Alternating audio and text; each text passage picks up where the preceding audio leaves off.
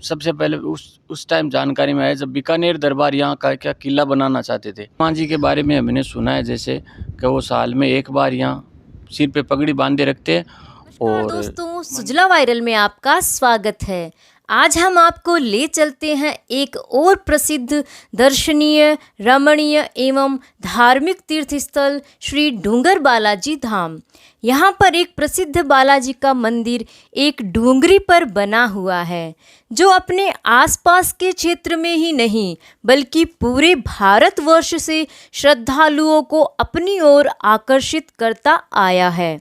दोस्तों, इस मंदिर की महिमा बहुत है और यह मंदिर काफ़ी पुराना मंदिर भी है और माना जाता है कि यह मंदिर बीकानेर के राजा द्वारा सबसे पहले बनाया गया था। फिर समय समय पर इसका जीर्णोद्धार अनेक भामाशाओं एवं भक्तों के सहयोग से हुआ। आज यह मंदिर अपनी भव्यता आसपास के ही नहीं बल्कि पूरे देश भर में प्रकट करता है। भक्त यहाँ पर भारी संख्या में आते हैं और अपनी मनोकामना पूर्ति के लिए भगवान से आशीर्वाद लेते हैं। दोस्तों, यह मंदिर डूंगरी पर बसा मंदिर है, जहाँ पर 300 से अधिक सीढ़ियाँ हैं और इस कठिन चढ़ाई के बाद जब भगवान के दर्शन होते हैं तो अलग ही आनंद की अनुभूति होती है। तो चलिए दोस्तों, देखते हैं किस प्रकार का है ये गोपालपुरा स्थित श्री डूंगर बालाजी धाम। कैसे हैं यहाँ के आसपास के दृश्य।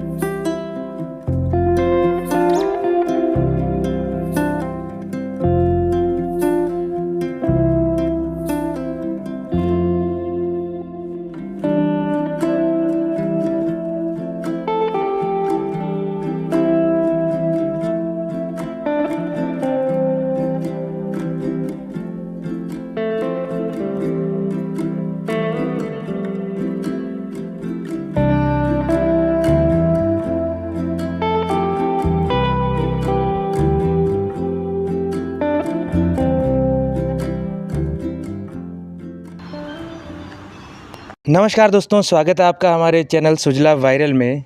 आज हम हैं श्री डूंगर बालाजी धाम में और आज हमारे साथ हैं यहाँ के पुजारी जी। आज हम इनसे जानेंगे डूंगर बालाजी का इतिहास और क्या है यहाँ पे विशेष। सबसे पहले आपका स्वागत है पंडित जी हमारे चैनल में। जय श्री बालाजी की। सबसे पहले आपको बहुत बहुत धन्यवाद। और डूंगर बालाजी आप मंदिर में पधारे उसके लिए आपका बहुत बहुत धन्यवाद। जय श्री बालाजी। तो जय श्री बालाजी। पंडित जी, सबसे पहले आप अपने परिचय से शुरू कीजिए, अपने बारे में बताइए। आप कितने वर्षों से यहाँ पे सेवा कर रहे हैं और फिर हम अगले सवालों पे चलेंगे। जय श्री बालाजी की। मेरा नाम है नारायण स्वामी। मुझे डूंगर बालाजी मंदिर में लगभग 20-21 साल हो गए हैं सेवा पूजा का कार्य करते हुए। तो 20-21 साल से आप यहाँ पे सेवा पूजा का कार्य करते हैं। तो अभी चलिए चलते हैं डूंगर बालाजी के बारे में थोड़ा जानकारी हमारे दर्शकों के साथ भी साझा करते हैं कि डूंगर बालाजी यहाँ पे क्यों प्रसिद्ध है। आसपास के क्षेत्र में ऐसा जो डूंगर पे बना हुआ एक बालाजी का मंदिर है उसके रूप में जाना जाता है, कि उसके बारे में आप थोड़ा बताइए कि यहाँ पे कितना प्रसिद्ध है ये डूंगर बालाजी। ये क्षेत्र सबसे पहले उस टाइम जानकारी में आया जब बीकानेर दरबार यहाँ का क्या किला बनाना चाहते थे, तो उनको बालाजी महाराज का दिष्टाम हुआ और उन्होंने जब नींव खोदने का कार्य शुरू किया तो नींव में से जो अभी वर्तमान में दाहिनी तरफ मूर्ति स्थापित है वो मूर्ति नींव में से निकली काले पत्थर की। तो बीकानेर दरबार ने मंदिर बना के और जो मूर्ति निकली वो दाहिनी तरफ स्थापित कर दी और बीच वाली मूर्ति अपनी तरफ से स्थापित करके सेवा पूजा का कार्य शुरू किया संवत 1627 में।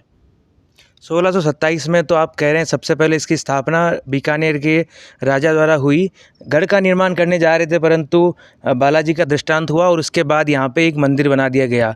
फिर आपने बोला कि एक दूसरी मूर्ति उन्होंने स्थापित करी और उसके अंदर शायद 3 मूर्तियाँ हैं। 3 मूर्तियाँ। एक मूर्ति तीसरी मूर्ति के बारे में भी आप थोड़ा हमारे दर्शकों को बताइए। मूर्ति जैसे जसवंतगढ़ के अपने तापड़िया परिवार है, उनको भी बालाजी महाराज का पर्चा हुआ, दिष्टाम हुआ, तो उन्होंने पूरे मंदिर का जीर्णोद्धार करवाया। फिर उन्होंने एक मूर्ति और बालाजी महाराज की अपनी तरफ से स्थापित की। तो इस प्रकार डूंगर बालाजी मंदिर में हनुमान जी महाराज की 3 मूर्तियां स्थापित है। तो 3 मूर्तियां यहाँ पर स्थापित है। फिर भामाशाह हमारे जसवंतगढ़ के तापड़िया परिवार के द्वारा भी यहाँ पे मूर्ति स्थापित की गई। तो एक और बात बताइए हमारे दर्शकों को, जो आधुनिक जो मंदिर है यह कब अस्तित्व में आया? ये आधुनिक मंदिर और ये सीढ़ियाँ और ये सारी सेवाएं यह कब अस्तित्व में आई और इसके पीछे किसका योगदान है? इसमें देखो, जैसे हर भक्त के साथ कुछ न कुछ पर्चा हुआ, बालाजी महाराज का दिष्टाम हुआ है तो उनकी मनोकामनाएं पूरी हुई, मन्नत पूरी। तो उन्होंने किसी ने हॉल बनवाया, किसी ने सीढ़ियाँ बनाई और फिर मंदिर प्रशासन ने भी समय के अनुसार अनेक विकास कार्य किए। तो जैसा कि पुजारी जी ने बताया कि यह किसी एक व्यक्ति विशेष या एक भामाशाह के योगदान के रूप में नहीं है, परंतु बालाजी ने अपनी व्यवस्था स्वयं कर ली है सारे भक्तजनों के कार्य सिद्ध करके, और भक्तजनों ने फिर यहाँ पे अपनी श्रद्धानुसार सेवानुसार यहाँ पे विकास के कार्य करवाए। तो आपने कहा यहाँ की जो समिति है वो भी यहाँ की देखरेख का कार्य करती है। तो यहाँ की समिति के बारे में बताइए, उसका संचालन किस प्रकार होता है और उसकी यहाँ मंदिर जो परिसर में क्या क्या जिम्मेदारियाँ बनती है? जैसे समिति, यहाँ के समिति के सबसे सर्वस्व अध्यक्ष है महंत जी, जो वर्तमान में अभी महंत है श्री 108 महंतन सुखदास जी स्वामी है। तो वो पूरी मंदिर प्रशासन का देख रेख और सारी व्यवस्थाएं, मेले की व्यवस्थाएं सब उनकी देख रेख में सारे कार्य होते हैं। तो जैसा कि हमने जाना कि यहाँ पर मंदिर प्रशासन बहुत ही सक्रिय रूप से मंदिर के विकास और भक्तों की सुविधाओं के लिए कार्यरत है।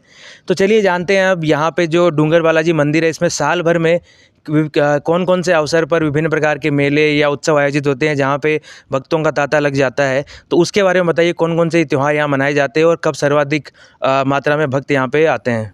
जैसे साल में 2 मेले लगते हैं, एक तो चैत का और एक आसोज का, शरद पूर्णिमा का मेला और चैत का मेला।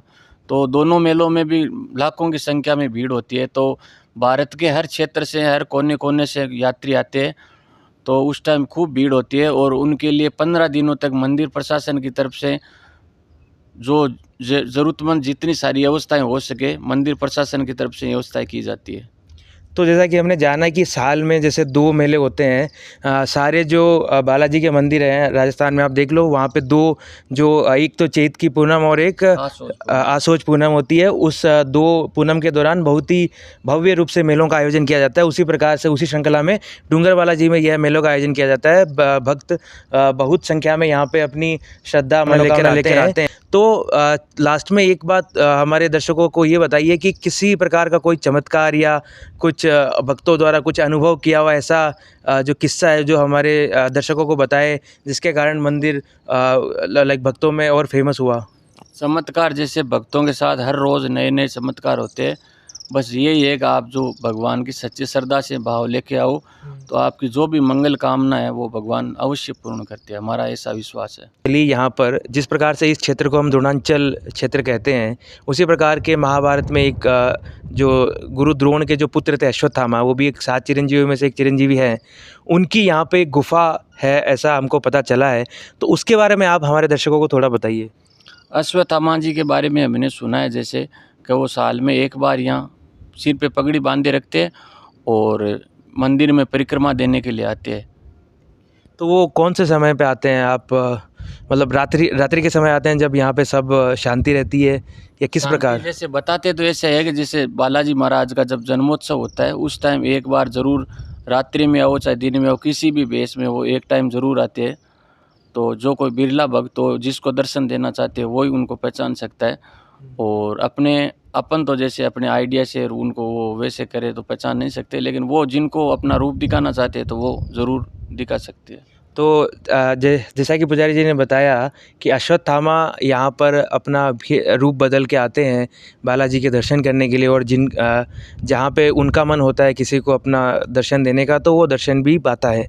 साथ ही साथ जाते जाते एक जो संदेश आप देना चाहोगे यहाँ के श्रद्धालुओं के लिए, यहाँ के जो भक्त लोग आते हैं जो इस परिसर में आते हैं, उनके लिए आप क्या संदेश देना चाहते हैं?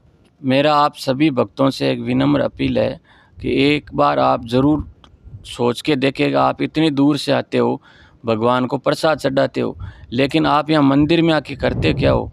पान मसाला खाते हो, गुटखा खाते हो। जो मंदिर ने आपको व्यवस्थाएं दी है बना के प्याऊ की, उसमें वो आप पूड़ियाँ थूकते हो, प्रसाद का पैकेट थूकते हो। तो आप मतलब आप खुद सोचो कि जो ये तीर्थ स्थान है तो आप इसको क्या बनाना चाहते हो? आप खुद सोचोगे। आप अपने घर में ऐसा थोड़ी करते हो। फिर घर में इतनी साफ़ सफाई रखते हो, व्यवस्था रखते हो, और आप मंदिर में आके या तीर्थ स्थान में आके कचरा फैलाते हो, तो ये तो बहुत अच्छी बात नहीं है आपकी। एक बार आप ज़रूर विचार करो। और साफ़ सफाई का मतलब आप सब लोग अपन सब आपस में एक दूसरे का सहयोग करेंगे तो व्यवस्था तभी बनेगी। एक आदमी के करने से व्यवस्था नहीं बनेगी। तो मेरा अनुरोध यही है कि आप ये जो तीर्थ स्थान है तो इसको एकदम स्वच्छ और पवित्र रखिए। मेरी यही आशा है कि इसमें जितना आप सहयोग हो सके तो साफ़ सफाई में आपने सहयोग करना चाहिए और कचरा ये नहीं फैलाना चाहिए आपको।